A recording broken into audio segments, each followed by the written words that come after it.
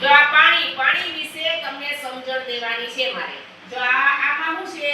પાણીનો કલર હોય ન હોય? જો પાણીનો કલર હોય એટલે પાણી જેવું હોય, પછી એનો આકાર હોય ન હોય. જો નદી આવી જતી હોય તો એમાં કઈ રીતે તમે આકાર ગોતો? પછી આ ડબલું ભર્યું તો રીતે ચોરસ થાય, બોટલમાં ભરો તો ગોળ થાય, એનો આકાર હોય નહીં. વાટકામાં ભરો તો ગોળ થાય, પછી કાંડામાં ભરો તોય ગોળ થાય. આનો આકાર હોય નહીં. જેમાં નાખો જેટલું પાણી એવો આકાર થાય. પછી પાણી વિના આપણે જીવી શકીએ નહીં.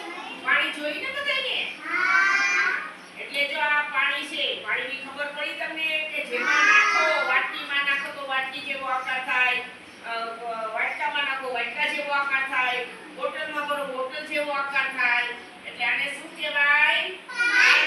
પાણીનો આકાર હોતો નથી. પાણી આપણે બધાને જોઈ છે ને. અને પાણી ક્યાંથી આવે છે?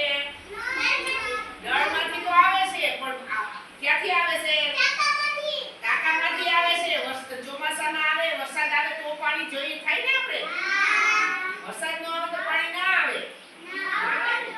હા, બધું જોઈએ. પાણી વિના આપણે જીવી ના શકીએ. એટલે પાણી આપણે પેલું છે કે પાણી આપણે પાણી વિના તો કઈ ના હાલે.